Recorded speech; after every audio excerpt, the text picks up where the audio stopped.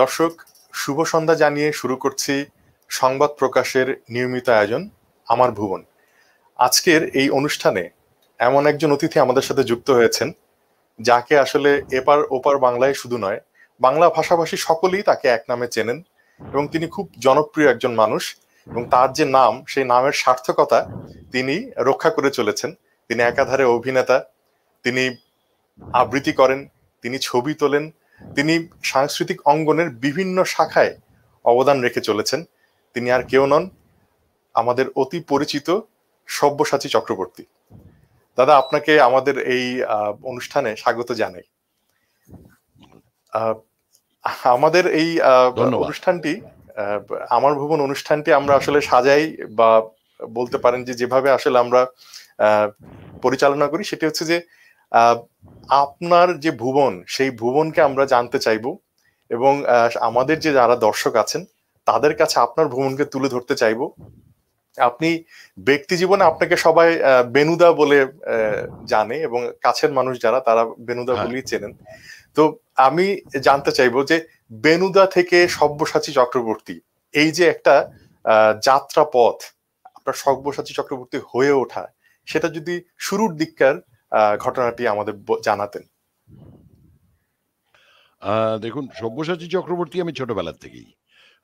আমার স্কুলে আমার নামকরণ করেন আমার ঠাকুমা, আমার বাবার মা, এবং তিনি ছোটবেলার থেকেই আমার ওই নামেই আমি স্কুলে ভর্তি।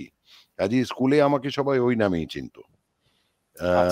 পরবর্তীকালে অন্যান্য জায়গাতেও লোকে ওই নামেই চিনত, কিন্তু সব্যসাচী চক্রবর্তী অভিনেতা হয়ে ওঠাটা একটা বিরাট লম্বা কাহিনী। তো সেই খুব সংক্ষেপেই বলি, সেটা হচ্ছে যে আমি যখন আমি ছোটবেলার থেকে আমি বাড়িতে দেখেছি নাটকের রিহার্সাল হতে, কারণ আমার বাবা মা সবাই নাটকের মধ্যেই যুক্ত। আমি নাটকের পরিবারের লোক এবং আমাদের সব আত্মীয় স্বজন সবাই নাটকের লোক। নাটকের যারা নাটকের ব্যাপারটা জানেন বা নাটকের ব্যাপারে পড়াশোনা করেছেন, তাদের কাছে এটা খুবই সহজ হয়ে যাবে যদি আমি বলি যে আমার বড় মামার নাম হচ্ছে বিজন ভট্টাচার্য, আমার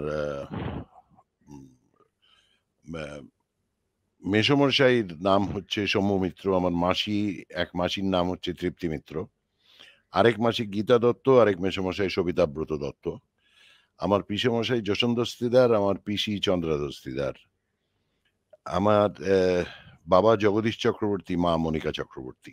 এরা সবাই নাটকেরই লোক এবং ছোটবেলার থেকেই নাটক এর সঙ্গে যুক্ত হয়েছি। ছোটবেলার থেকেই বাড়িতে দেখেছি রিহার্সাল হচ্ছে, কিন্তু অভিনয় করতে দেওয়া হয়নি। আমাকে ব্যাক স্টেজের কাজ করতে দেওয়া হতো এবং ব্যাক স্টেজের কাজ করে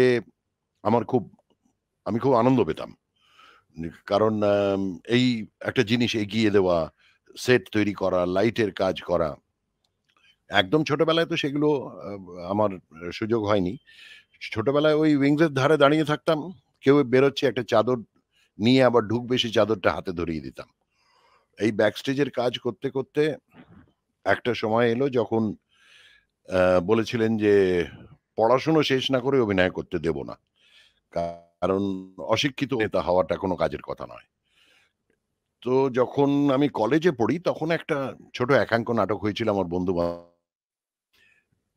তাদেরকে নিয়ে। বাবা নিজেরই নাটক নিজেই পরিচালনা করেছিলেন, সেইটা আমরা মঞ্চস্থ করেছিলাম 1975 সালে। তার আগে পর্যন্ত করতে দেওয়া হয়নি এবং 1975 সালে প্রথম নাটকে অভিনয় করে আমি দেখলাম যে অভিনয়ের থেকে আমার ব্যাকস্টেজের কাজটা করতেই বেশি ভালো লাগে। পরবর্তীকালে এরকম নাটক করতে করতে একসময় কলকাতায় চলে আসি। বাবার মৃত্যু হয়, মাকে নিয়ে কলকাতায় চলে আসি। কলকাতায় এসে আমি আমার পিসেমশাইয়ের নাটকের দল চারবাক বলে, তার সঙ্গে অভিনয় শুরু করি। কিন্তু ব্যাকস্টেজের কাজটাই প্রধানত করতে পছন্দ করতাম। হঠাৎ করে একটি টেলিভিশন কোম্পানি শুরু হয়, অডিও ভিডিও কোম্পানি। যে অডিও ভিডিও কোম্পানিতে আমি টেকনিক্যাল কাজ করব বলেই ঢুকেছিলাম, শেষ পর্যন্ত আমাকে অভিনেতা করে দেওয়া হলো। এবং আমি মনে প্রাণে চেয়েছিলাম যে লোকে সেটা রিজেক্ট করে দিক। আমাকে বর্জন করুক যে মোটেই ভালো অভিনেতা নয় হিসেবে। কিন্তু সেটা হয়নি, হলো উল্টো। লোকে এত প্রশংসা করল যে শেষ পর্যন্ত আমি আটকে গেলাম এবং আমি পার্বণ সেই সিরিয়াল অভিনেতা মানে হয়ে গেলাম। না, ১৩ পার্বণ ছিল ২য়। ১ম টা ছিল দ্বিতীয়। বাংলা গল্প বিচিত্রা। বিভিন্ন আচ্ছা সাহিত্যিকদের লেখা ছোট, ছোট গল্পগুলো, জি সেইগুলো তৈরি হয়েছিল। তার মধ্যে আমি ৩ টে পর্ব হয়েছিল, তার মধ্যে ২ টো পর্বে ছিলাম। এবং তারপরে মেজর কাজ বলতে ১৩ পার্বণ। সেখানে আচ্ছা মানে আমাকে মুখ্য চরিত্র দিয়ে দেওয়া হলো। সেই মুখ্য চরিত্রটা আমি করতে চাইনি। কারণ আমার মনে হয়েছিল আমি পারব না। কিন্তু আমাদের পরিচালক যশোন্দর সুদার মনে করেছিলেন যে আমি ভুল, উনি ঠিক। এবং সেই মুহূর্তে উনি বললেন যে, "আমি যেটা বলছি সেটা হবে। তোমাকে করতে হবে।" এবং সেই আমি নেমে পড়লাম।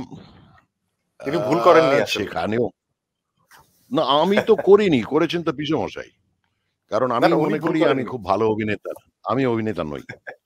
আমি খুব নিম্নমানের অভিনেতা। কিন্তু একটা লোকের বিষয় পছন্দ হয়ে গেল। দাদা আমি একটা বিষয় খুব মানে অবাক লাগে যে আপনি আমি যতদূর জানতে পেরেছি আপনি প্রথমে ক্রিকেটার হতে চেয়েছিলেন, তারপর ইঞ্জিনিয়ার হতে হ্যাঁ, চেয়েছিলেন, তারপর ফাইটার পাইলট হতে চেয়েছিলেন, মানে ১ ২ ৩ পুলিশ হতে চেয়েছিলেন, মানে হ্যাঁ। অভিনেতা হওয়ার বিষয়টি অনেক পরের। কিন্তু অনেক, আপনার অনেক পরে। পরিচিতি পরিচিতি যখন আমি অভিনেতা হিসেবেই। হ্যাঁ, যখন আমি কিছুই হতে পারিনি তখন অভিনেতা হয়ে গেলাম। মানে কারণ এটা এটা খুবই আমাদের মজার একটা ব্যাপার। আমাদের এটা মানে সত্যজিৎ রায়ের হ্যাঁ, কিন্তু আমাদের এটা লিস্ট ছিল। অনেকেই আছেন। হ্যাঁ, মানে সত্যজিৎ হ্যাঁ, রায়ের কিন্তু একটা তালিকা ছিল যে উনি কি কি হবেন। তো সেরকম তালিকার ভেতরে আপনার অভিনেতা হওয়ার বিষয়টি দেখা যাচ্ছে ৫ নাম্বার বা ৬ নাম্বার বা মাথাতেই ছিল না হয়তোবা। তো না সত্যজিৎ রায়ের একেবারেই ছিল না। আমি ওটা জন্ম ছিলই না। আমার ওটা জি, জি। তালিকাতে ছিলই না। এবং এটা আমি যে অভিনেতা হব এরকম কোনো পরিকল্পনাই ছিল না। আমাকে জোর করে যশন দস্তিদার আমার পিসেমশাই আমাকে ঠেলে ঢুকিয়ে দিলেন এবং আমি আ অভিনেতা হয়ে গেলাম। মানে হয়ে আমি গেল। অভিনেতা হতাম না যদি দর্শক আমাকে বর্জন করে দিত। যদি দর্শকের পছন্দ না হতো। কিন্তু সেটা হলো না, হলোটা উল্টো। দর্শক আমাকে আ পছন্দ করে নিল। তার না ফলে যেটা আপনার হলো মানে সেটা হচ্ছে আমি ক্যামেরা পাকাপাকিভাবে অ্যাপিয়ারেন্স অভিনেতা কিন্তু হয়ে গেলাম। মানে জি, ক্যামেরা অ্যাপিয়ারেন্স কিন্তু খুবই অন্য ধরনের এক ধরনের আবেদন তৈরি করে আসলে ক্যামেরার সামনে আপনাকে দেখলে সত্যি, সত্যি মনে হয় যে মানে সেটা কি ফ্রেমটা হয় জুড়ে আমি আছে। জানি না। না সত্যজিৎ রায়ের প্রসঙ্গ সেটা এলো যেহেতু একটু বলি সেটা হচ্ছে বাংলাদেশে কিন্তু আপনি যদি সব্যসাচী চক্রবর্তীর উত্থান পর্ব বলি বাংলাদেশে, তো সবাই কিন্তু ফেলুদা হিসাবেই আপনাকে আসলে প্রথমত বাংলাদেশের মানুষ চিনতে শুরু করে হ্যাঁ, এবং ফেলুদা সেখানে করেছি যে আমি আপনার অনেক পরে। হ্যাঁ অনেক ফেলুদা পরে হলো করেছি অনেক মানে পরে। বাংলাদেশের মানুষের কথা বলছি। হ্যাঁ, তাদের কাছে ওই বোধহয় বিটিভিতে ১ম দেখানো হয় ফেলুদা সিরিজটা। এবং হ্যাঁ সেটা দেখানোর ফলে আমার পরিচিতিটা হয়ে যায়। হ্যাঁ সন্দীপ রায়ের অসাধারণ আ নৈপুণ্যে তৈরি তার ওই ফেলুদা সিরিজটা। আ যেটা এখানের লোকেদের খুবই ভালো লেগেছিল এবং বাংলাদেশেও তাই। লোকজন যেই পছন্দ করে নিল আমি অ্যাকসেপ্টেড হয়ে গেলাম। না সেটাই মানে এটা খুবই একটা চমৎকার বিষয় যে আপনি এরপরে কিন্তু কাকাবাবু মানে এই যে গোয়েন্দা সিরিজ করার বিষয়ে মানে আপনার একটা দেখা যাচ্ছে যে মানুষের আগ্রহ রয়েছে গোয়েন্দা সিরিজে আপনাকে নায়ক চরিত্রে দেখা মানে এই বিষয়টিকে আপনি কিভাবে আসলে দেখেন যে এই চরিত্রের ভেতরে কি আসলে আপনি নিজেকে আবিষ্কার মানে করেন কিনা? না আমার একটু শক্তপোক্ত চরিত্র করতে ভালো লাগে। আমার হচ্ছে আমার চেহারাটাও তো একটু রুক্ষ। আম আমি ঠিক হিরো মেটেরিয়াল নই। যেটা না না একটা এটা ভুল, আ এটা ভুল একটা মানে মানে একটা হলিউডের ৪০ এর পরে চেহারাগতভাবে কিন্তু একটা নায়ক হয়। না, নায়ক অন্যভাবেও হয়। হলিউডে বা বলিউডে যে ধরনের ছবি হয়, তাতে আ একটু কঠিন চেহারার লোকজন হতে পারে। কিন্তু খুব সুন্দর দেখতে আ লোকজন কিন্তু বাংলা ছবির ক্ষেত্রে আ তাদেরকে নেসেসারিলি সুন্দর দেখতে হতে হবে। সুদর্শন হতে হবে। তো সেটা তো আমি মোটেই নই। কিন্তু আ যেটা হলো সেটা হচ্ছে যে কাকাবাবুর চরিত্রটা আগে এসছিল। ফেলুদার অনেক আগে। আচ্ছা। এবং কাকাবাবু আমি যখন করেছিলাম, আর তখন আমাকে পিনাকি চৌধুরী পরিচালক ছিলেন। তিনি ১ম এ করেন কাকাবাবু হেরে গেলেন বলে, অ্যা ১ম সিনেমা করেন। দ্বিতীয়টা করেন ওই 'এক টুকরো চাঁদ'। আর তারপরে একটা টেলিভিশনে হয়েছিল 'খালি জাহাজের রহস্য'। এই ৩ টেতেই কাকাবাবু করেছিলাম, কিন্তু ফেলুদা করার অনেক আগে এটা। তারপরে ফেলুদা করেছি অনেক পরে। কিন্তু কাকাবাবু গোয়েন্দা নন। কাকাবাবু একজন না, অ্যাডভেঞ্চারার বলতে পারেন। অ্যাডভেঞ্চারার্স, হ্যাঁ, তিনি গোয়েন্দা নন। তো অভিযাত্রী সেই বলা যায়। চরিত্রটা, হ্যাঁ, অভিযাত্রী বলা যায়। তো সেই হিসেবে আমি কাকাবাবু আমার পড়ে ভালো লেগেছিল, তাই কাকাবাবু করেছিলাম। কিন্তু আমি দেখলাম যে কাকাবাবু করার থেকে আমার ফেলুদা করাতে আগ্রহ অনেক বেশি। আ আমি সেটা গিয়ে চেয়ে চিন্তে শেষ পর্যন্ত মানে আমি সেই কোথাও চরিত্রটা, কোথাও কি নিজের যোগ পেয়েছেন, মানে নিজের যে চরিত্র সেটার সাথে কি মানে ফেলুদার সাথে কোথাও কোনো সংযোগ পেয়েছেন কিনা? একেবারেই, একেবারেই। আমি ছোটবেলার থেকেই আমার বাবা, আ মানে হাবভাবগুলো বাবার অনেকটাই ফেলুদার মতন ছিল। কারণ বাবা খুব পড়াশোনা জানা লোক ছিলেন এবং যাকে ইংরেজিতে বলা হয় নো ননসেন্স। একটা নো ননসেন্স টাইপের লোক আরকি। এবং একদম ন্যাকা, ন্যাকা কথা পছন্দ করতেন না। আর বাবার অনেক বন্ধু ছিলেন যারা অনেকটা লালমোহন গাঙ্গুলি ধরনের আরকি। আচ্ছা, আচ্ছা। আম তারা, আমি তাদের সঙ্গে আইডেন্টিফাই করেছি। বাবা বলতেন যে, "ওদের মতন হইও না। ওরা হচ্ছে আ না জেনে অনেক কিছু করে ফেলে। যা করবে জানবে। যে জায়গায় যাচ্ছ সেই জায়গার ব্যাপারে পড়বে। যে আ ইতিহাসটা জানো না সেটা জেনে নেবে এবং যদি চোট লাগে তো অযথা উ করবে না। বলবে যে আমার চোট লেগেছে।" আমি নিজে বাবাকে দেখেছি, বাবার হাতের উপর গাড়ির দরজা বন্ধ হয়ে গেছে। বাবা বললেন যে, "দরজাটা আরেকবার খুলতে হবে।" তো যে লোকটি দরজা বন্ধ করেছিল সে বলল, "কেন বলুন তো?" বাবা বললেন, "না, আমার হাতটা আটকে আছে।" সে তো আঁতকে উঠে তড়িঘড়ি করে দরজা খুলেছে। বাবা তারপর হাতটা ধরে বললেন যে, "হ্যাঁ, ঠিক আছে, এবার বন্ধ করুন।" আমি বললাম যে, "তোমার হাতের উপর দরজা বন্ধ হয়ে গেল, তোমার লাগলো না?" বললেন, "হ্যাঁ, লেগেছে তো। কিন্তু তাই বলে আমি চিৎকার করব, 'ওরে বাবা গো! মরে গেলাম গো!' এরকম করে তো আর করতে পারব না। তো যেটা দরকার সেটা হচ্ছে যে তাকে বলতে হবে দরজাটা খুলতে, কারণ হাতটা আটকে আছে।" তো আমার বাবা এই ধরনের একটা লোক ছিলেন বলে সেইটার একটা প্রভাব আমাদের উপর এসে পড়েছে। আম আ আমাদের মানে চারিত্রিক কা দৃঢ়তার কথা বলছেন আরকি। হ্যাঁ, এটা চারিত্রিক দৃঢ়তাটা মানে আমার জ্যাঠাদের মধ্যেও ছিল। বাবা সবচেয়ে ছোট ভাই। আম কারণ আমার বড় জ্যাঠা ছিলেন পুলিশে, আমার মেজ জ্যাঠা ছিলেন পুলিশে, আমার তারপরের জ্যাঠা, ফুল জ্যাঠা ছিলেন ডিস্ট্রিক্ট ম্যাজিস্ট্রেট, ডেপুটি ম্যাজিস্ট্রেট।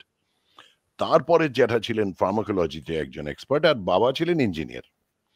তো এই ২ আ মানে এই যে ৩ জ্যাঠা যারা অ্যাডমিনিস্ট্রেশন এ ছিলেন, তারা ভীষণই কঠিন ধরনের লোক এবং তারা ওই ধরনেরই ছিলেন। হঠাৎ করে একদিন ঘেমে চুমে বাড়িতে এসে পৌঁছলেন। তো জিজ্ঞেস করা হলো যে, "আপনি কি করছেন? মানে তুমি এরকম অবস্থায় বাড়ি ফিরলে তোমার কি হয়েছে? শরীর ঠিক আছে তো?" বললেন, "হ্যাঁ, হ্যাঁ, শরীর ঠিক আছে। আসলে একটু ধকল গেছে আজকে। একটু চান-টান করে বিশ্রাম করি, তারপর বলব।" তারপরে সবাই ভুলে গেছে, কেউ কিছু আর জিজ্ঞেসও করেনি। পরের দিন খবর কাগজে দেখছি তিনি একটা আ ডাকাতদের সঙ্গে গুলির যুদ্ধে ছিলেন এবং তার একটি গুলি কানের পাশে এসে লাগে। কিন্তু আ ভাগ্যক্রমে তার কপালের পাশ দিয়ে গিয়ে পেছনে লেগেছিল। তো তিনি বেঁচে গিয়েছিলেন। তো আমি বললাম যে, "এইরকম একটা ঘটনা", বাড়ির সবাই জিজ্ঞেস করল, "তুমি অল্পের জন্য বেঁচে গেছো, তোমার কানের পাশ দিয়ে গুলি বেরিয়ে গেছে, তুমি তো বলেনি?" বলল, "সেটা বলার কি আছে? সেটাই তো আমাদের কাজ।" তো এই ধরনের লোক ছিলেন বাবার দাদারা। তো বাবাও খানিকটা সেরকমই ছিলেন। আ সেটাই আমার মানে মনে হয় যে আ আমার মনে হয় যে ঐটার থেকেই একটা পারিবারিক সূত্রে আমরা একটা একটা এখন কঠিন দৃঢ় চরিত্র হতে পারে। এখন ছোটবেলা দাদা থেকে আপনার তৈরি তো হয়ে উঠেছি। গৌরব এবং অর্জুন আপনার 2 ছেলে, মানে এই চারিত্রিক দৃঢ়তা কি তাদের মধ্যে প্রসারিত হয়েছে হ্যাঁ, কিনা? হ্যাঁ, মানে তাদের মধ্যেও খানিকটা হয়েছে। কিন্তু আমি আমার বাবার মতন তো নই। তার থেকে একটু নরম। আমি বাবার মতন অত কঠোর হতে পারিনি। তো সেইজন্যে আমার ছেলেরা অতখানি আমার মতন হয়নি। আর আ একটু সাধারণ হয়েছে। নরমাল, যেরম বলা হয় যে নরমাল আজকের দিনের একটা ইয়াং ছেলে ৩০-৩৪ বছরের ছেলে যেরম হওয়া উচিত সেরকমই হয়েছে। এবং দুজনেই যথেষ্ট ভালো কাজ করছে এবং সেই দৃঢ়তাটা আছে। কারণ আমার বড় ছেলে তো টেলিভিশনে ব্যোমকেশ করেছে হ্যাঁ, এবং খুব সাফল্যের সঙ্গে করেছে। এবং আমার ছোট মানে এই ছেলেও এরকম জি, জি। পুলিশ-টুলিশ করছে, নানান রকম করছে, যেটা লোকে তো অ্যাকসেপ্ট করেছে, মেনে নিয়েছে তাদের। মানে এই যে বাবা ছেলের মধ্যে কি কখনো আলাপ হয় যে অভিনয় বা অভিনয়ের কৌশল এই সমস্ত নিয়ে কি কখনো না, না, আমি খুব একটা মানে টেকনিক্স? না, না, আমি টেকনিক নিয়ে আমি খুব একটা কথা বলি না আমি ছেলেদের সঙ্গে। তার কারণ তার একটা নিজস্বতা থাকা উচিত। আ আমি যেরমভাবে শিখেছি, কারণ আমার তো কোনো আ সেইভাবে অভিনয় নিয়ে কোনো শিক্ষার প্রতিষ্ঠানে আমি আ পড়াশুনো করিনি অভিনয় নিয়ে। তো যেমন সাধারণত লোকে ফিল্ম ইনস্টিটিউট বা আ ড্রামা স্কুলে পড়ে যেরমভাবে তৈরি হয়, সেই ধরনের ফরমাল ট্রেনিং তো আমার কোনোদিনই ছিল না। আমরা তো আহ, সামনাসামনি দেখেছি লোককে অভিনয় করতে, কিভাবে করতে হয়, লজিকটা কি হয়, সেইভাবে বিশ্লেষণ করা হয় চরিত্রটা। আম মানে magic common bullet sense theory ব্যবহার বলে যে করা। হ্যাঁ, সেটাই। মানে ওইটুকুই। ওইটা করতে, করতেই আমরা শিখেছি। কাজেই আমি যেহেতু খুব কোয়ালিফাইড একজন অ্যাক্টর নই, কাজেই আমার মনে হয় না যে আমার ছেলেদের খুব একটা শেখানো উচিত। এটা তারা দাদা নিজের আপনার থেকে বিনয়। যা করবে সেটাই ভালো। এটা আপনার বিনয়। আহ, দাদা আমি জানতে চাবো যে এই যে অভিনয়ের ফাঁকে ফাঁকে বা আমি যদি ভুল না করে থাকি, আপনি বোধহয় ফটোগ্রাফিটাও ভীষণ রকম ভালোবাসেন এবং সুযোগ পেলেই ওয়াইল্ড ফটোগ্রাফি করেন। হ্যাঁ, তো এই যে এই এই এই কোভিড হ্যাঁ, তো চলছে আসলে, হ্যাঁ, হুম, এই করোনার মধ্যে হ্যাঁ, আসলে আপনি মানে বেরোতে পারছেন না, আপনার কি দম বন্ধ একেবারেই না। লাগছে? ভীষণ খারাপ লাগছে। কারণ আমরা প্রায় বছরে ৩ বার ৪ বার করে বাইরে যাই। যেতাম ২০২০ র আগে পর্যন্ত। ২০২০ ফেব্রুয়ারি মাসে আমরা গিয়েছিলাম একটু পাহাড়ে। আম অনেক জঙ্গল হয়ে গেছে। এবার একটু পাহাড়ে গিয়ে একটু বিশ্রাম করে আসি। এই গাড়ি নিয়ে আ বাঘের পেছনে না দৌড়ে একটু বিশ্রাম করি। তো আমরা সেইটা ফেব্রুয়ারি মাসে যাওয়ার পর থেকে মার্চ মাস থেকে লকডাউন শুরু হয়ে যায় এবং আমরা ঘরবন্দি। তারপরে যখন লকডাউন ওঠে তখন আমরা নভেম্বরে ২০২০ তে একটা সুযোগ আসে আমরা জঙ্গলে যাই। আম সেখানে কয়েকদিন ছবি তোলা হয়। ২-৩ দিনের জন্যই গিয়েছিলাম। আর তারপরে আমরা আবার যাই বোধহয় আ এই ২০২১ এর মার্চ মাসে। সেইটা আরেকটা জঙ্গলে। তারপর থেকে আবার 2nd ওয়েভ, আ কড়াকড়ি, আবার লকডাউন। আবার জঙ্গল বন্ধ হয়ে যায়।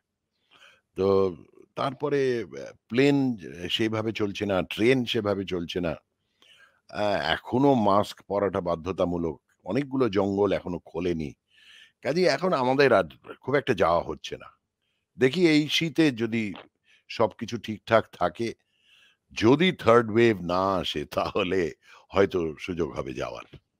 কিন্তু আমি একটা জিনিস পরিষ্কার করে নিতে চাই, সেটা হচ্ছে যে আমি কিন্তু ওয়াইল্ড লাইফ ফটোগ্রাফার নই। আমি একজন টুরিস্ট, একজন সাধারণ টুরিস্ট। আমার কাছে একটা ক্যামেরা থাকে এবং সেই ক্যামেরায় আমি ওই এম অ্যান্ড শুট টাইপের। আমি একটা বাঘ এলো তার দিকে উ ছবি তুলে নিলাম। একটা হরিণ এলো ছবি তুলে নিলাম। একটা শুয়োর এলো ছবি তুলে নিলাম। একটা একটা প্রজাপতি, একটা পোকা, একটা যা পাই আমার সব ভালো লাগে। আর প্রকৃতি আ- তো বটেই।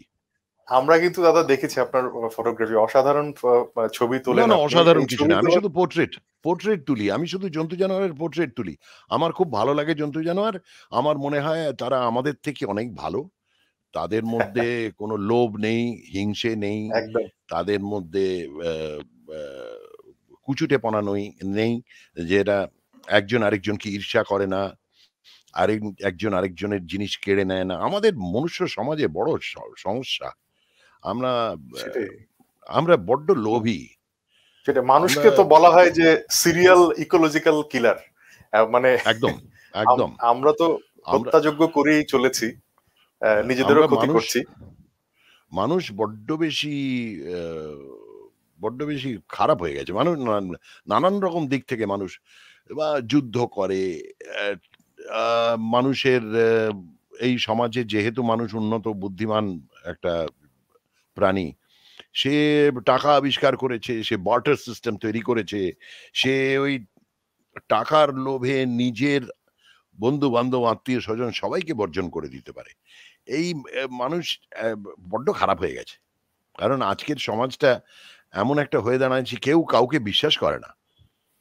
কারণ এরকম একটা সমাজ আমার ভালো লাগে না। আমার মনে হয় যে যখন ভালো মানুষ খুঁজে পাই তখন খুব আনন্দ হয়। যে আরে এই মানুষটা তো এরকম নয়। তখন সেই হিসেবে মানে আমরা এমন একটা সমাজ তৈরি করেছি আমাকে টাকা রোজগার করতেই হবে। আমি টাকা রোজগার না করলে আমি বাঁচব না। আমি ইলেকট্রিক বিল দিতে পারব না।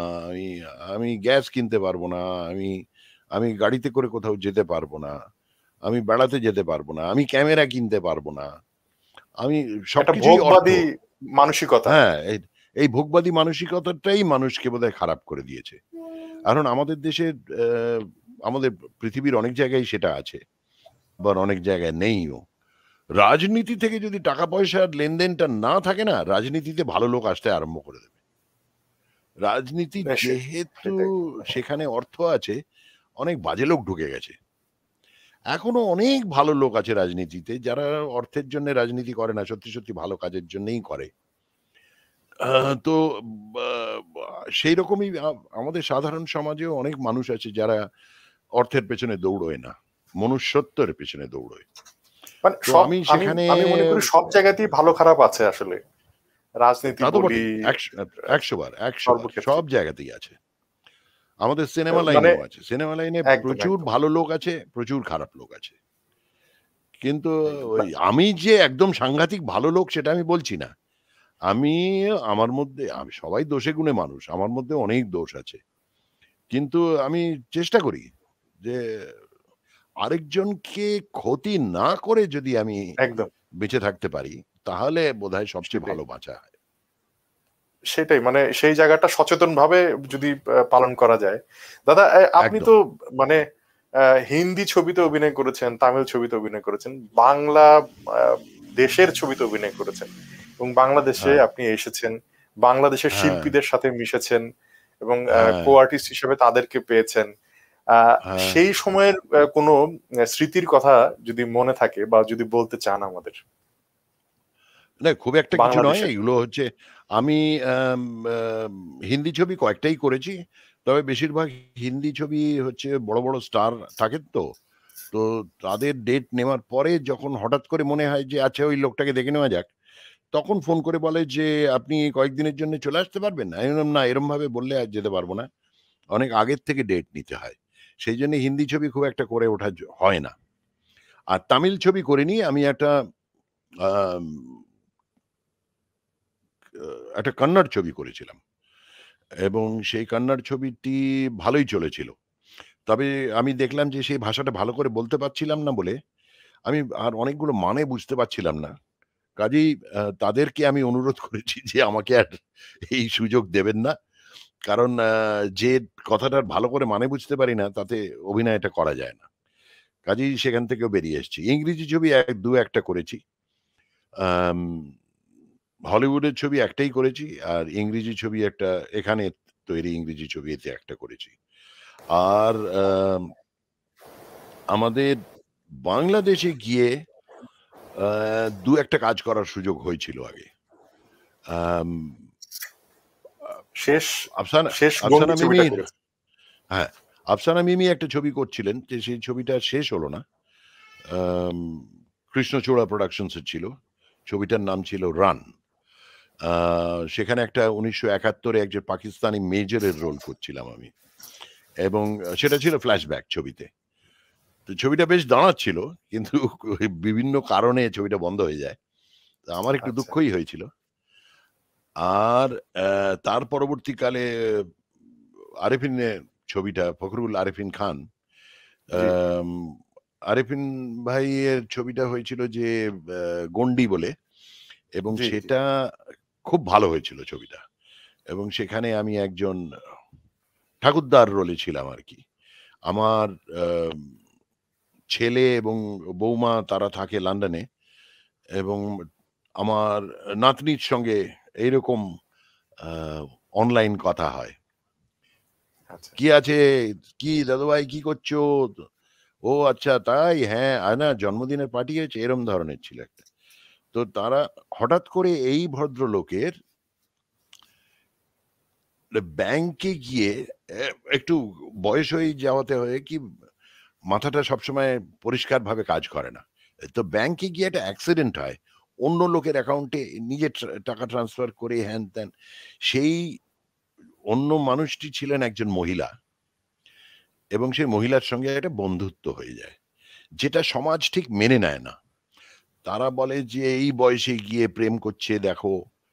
তো আসলে সেটা প্রেম নয়, এটা বন্ধুত্ব ছিল। তো আমাদের সমাজের যে গণ্ডিটা আছে সেই গণ্ডিটা আমাদের এখনো বন্ধুত্ব করতে দেয় না। এরম ধরনের একটা সাবজেক্ট ছিল। অত্যন্ত জি ভালো হয়েছিল। অনেকেই পছন্দ করেছিলেন ছবিটা।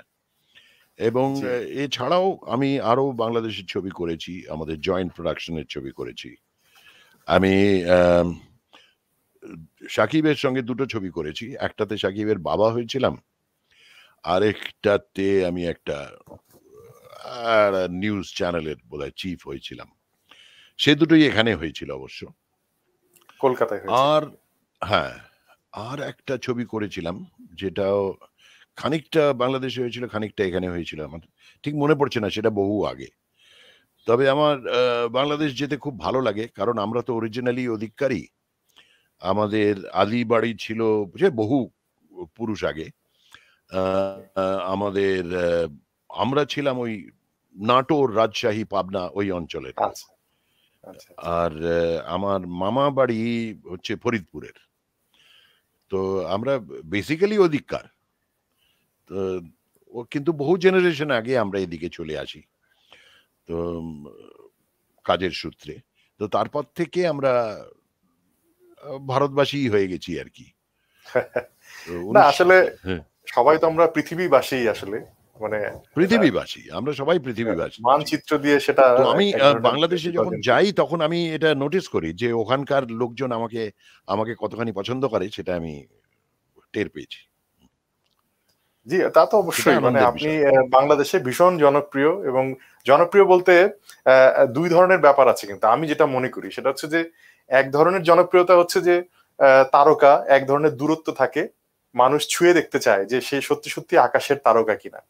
কিন্তু আপনার বেলা যেটা বলবো হুম, সেটা হচ্ছে যে, আপনাকে কিন্তু আপন মানুষ মনে হয়। সেই ধরনের তারকা। মানে আছে না যে কোনো দূরত্ব নেই, এরকম মনে হয়। তো আমাদের দেশের মানুষ আপনাকে সেইভাবেই আসলে গ্রহণ করেছে, সেটা অন্তত আমি বলতে পারি। না আমার আমার দাদা আমি আমার আমার হ্যাঁ, জি, আমার ব্যক্তিগত জি। ব্যবহারটাই তাই। আমি কিন্তু ওই সেইরকম একটা ধরা-ছোঁয়ার বাইরে মানুষ নই। আমি আমার এখানেও তাই, এদেশেও তাই। বাংলাদেশেও তাই, এখানেও তাই। আমি সাধারণের সঙ্গে মিশি। জি। মানে সাধারণের ভেতর অসাধারণ। আমি দাদা একটা ব্যাপার জানতে চাইবো, এটা শেষের দিকে আমরা। সেটা হচ্ছে যে, হ্যাঁ, আপনি যেহেতু ইন্ডাস্ট্রিতে অনেকদিন ধরে আছেন, হ্যাঁ, কলকাতা এবং আ আ বোম্বেতে কাজ করেন, মুম্বাইতে কাজ করেছেন, এবং আরো বিভিন্ন ইন্ডাস্ট্রিতে কাজ করেছেন। ঢাকায় ইন্ডাস্ট্রিতেও কাজ করেছেন। তো হ্যাঁ। আমি জানতে চাইবো না যে আ কোন ইন্ডাস্ট্রি ভালো, কোন ইন্ডাস্ট্রি খারাপ, সেটা না। আমি জানতে চাইবো যে সামগ্রিকভাবে এই যে চলচ্চিত্রের যে অবস্থা দাঁড়িয়েছে, যে এক ধরনের এখন মানুষ কিন্তু ঠিক স্টারডম বলতে পারে, তারকা নির্ভর ছবি নয়, মানুষ এখন গল্প নির্ভর ছবি বানাতে চায়। সেখানে আবার শুধুমাত্র বাণিজ্য নয়, কিছুটা শিল্পও যোগ করতে চায়।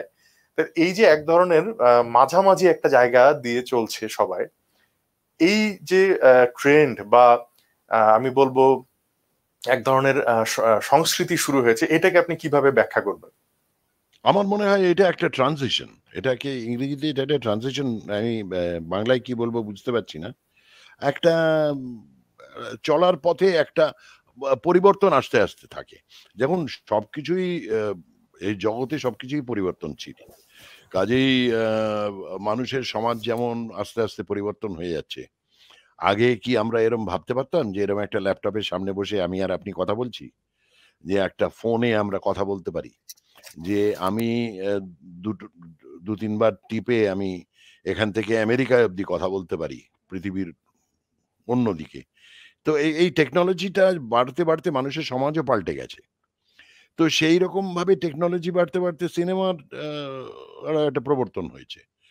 এবং এই হতে, হতে সিনেমার এখন ব্যাপার হয়েছে কি, আগেকার দিনের যে সিনেমা হতো, সেই সিনেমাটা হচ্ছে আমাদের সমাজের মধ্যে সীমাবদ্ধ। কারণ আমাদের সমাজ তখন বাইরের ছবি দেখেনি কোনোদিন। তারা টেলিভিশন কি সেটা জানতো না। তারা বিদেশে কি ধরনের ছবি হয়, কি ধরনের প্রোগ্রাম হয় কিছুই দেখেনি কোনোদিন। তখন এক ধরনের ছবি পছন্দ করত। এইবার যখন সাধারণ মানুষ এক্সপোজড হতে আরম্ভ করলো যে বিদেশে এই ধরনের কাজ হয়।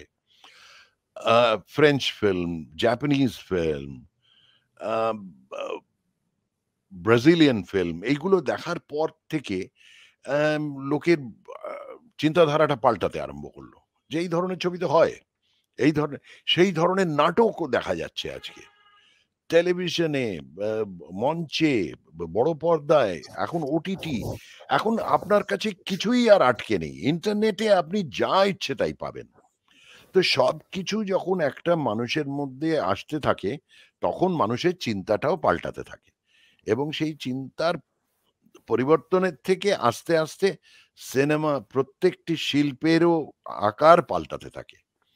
তাদের ধরনগুলো পাল্টাতে থাকে। আগেকার দিনে যে ধরনের পেইন্টিং হতো, রিয়ালিস্টিক পেইন্টিং, তার থেকে এসছে মডার্ন আর্ট, তার থেকে এসছে সাররিয়ালিস্টিক আর্ট, পেইন্টিংস। এখন তো নানান ধরনের হয়। এখন একটা পেইন্টিং এক্সিবিশনে গেলে অ্যাবস্ট্রাক্ট হয়ে গেছে।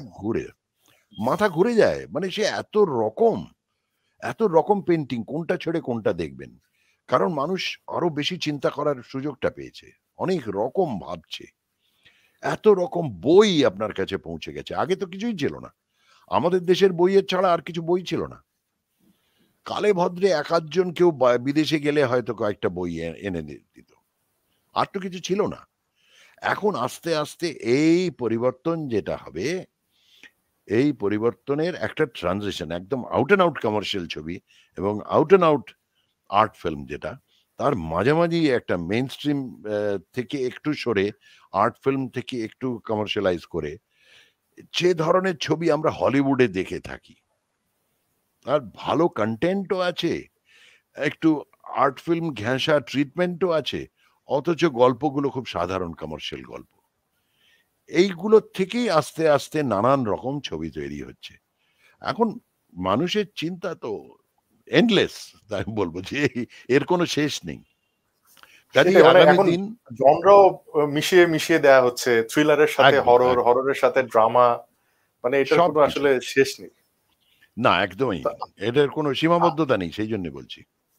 আপনার কি কোনো ব্যক্তিগত পছন্দ অপছন্দ আছে যে আমি এই জনরাতে কাজ করতে পছন্দ করি, নাকি না, না, না। যে কোনো ভালো চরিত্র হলে? হ্যাঁ, হ্যাঁ। আমি সব রকম জিনিস পছন্দ করি। আমার কমার্শিয়াল ছবিও ভালো লাগে। আমার উম আ এমনি আউট অ্যান্ড আউট বাচ্চাদের ছবিও ভালো লাগে। আমার খুব কমপ্লিকেটেড আ surrealistic ছবিও ভালো লাগে। এই তো যেমন ক্রিস্টোফার নোলানের 'টেনেট' দেখেছেন কি? জি, জি, জি, জি। মানে এত কমপ্লিকেটেড একটা ছবি শুরুতে খুব যে নেগেটিভ ২ টো রিভিউ ছিল, টাইমলাইন চলছে এখন একসঙ্গে। পজিটিভ। একটা ফরওয়ার্ড, হ্যাঁ, একটা হ্যাঁ, ফরওয়ার্ড, একটা ব্যাকওয়ার্ড। এইটা একদম, এটা একদম। কি করে হয়? একটা ছবির মধ্যে ২ টো টাইমলাইন একসঙ্গে চলছে। লোকে তো গুলিয়ে গেছে পুরো। কিন্তু এটাও তো একটা এক্সপেরিমেন্ট। একদম। কিন্তু এই ধরনের ছবি যেগুলো মাথার উপর দিয়ে বেরিয়ে যায়, এরকম অনেক ছবি আছে যে আমি দেখলাম, আমি কিছুই বুঝলাম না। কিন্তু সেটার মধ্যেও একটা এক্সপ্রেশন আছে যেগুলো বোঝা যায়।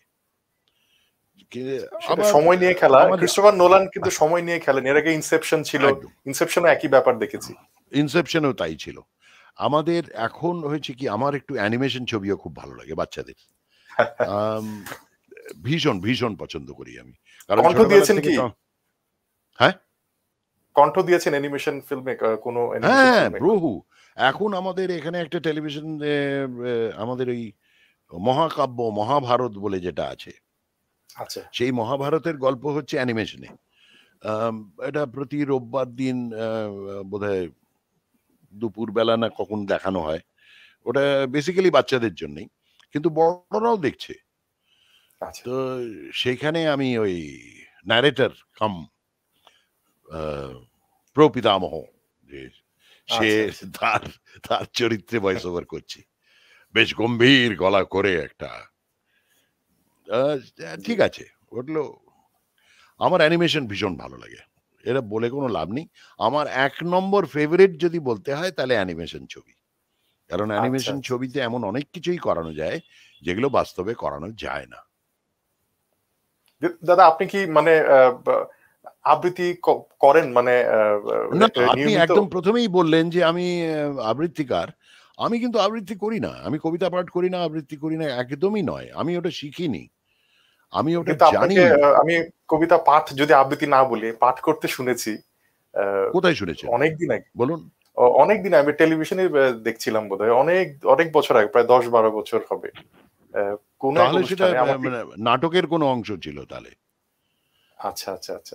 কিন্তু আপনার না, গলা না, কিন্তু আমি অসাধারণ অসাধারণ গলা তো আবৃত্তির অসাধারণ তো যোগ্য। অনেকেরই থাকে। আমার তো সাংঘাতিক গলা, তাহলে আমার তো ভালো গান করা উচিত ছিল। আমি গাইতে পারি না তো। আমি তো গান গাইলে রাস্তার কুকুর বা গাধারা চিৎকার করতে আরম্ভ করবে যে, "আমাদের কোথার থেকে রাইভাল এসে গেল।" না, না, না দাদা।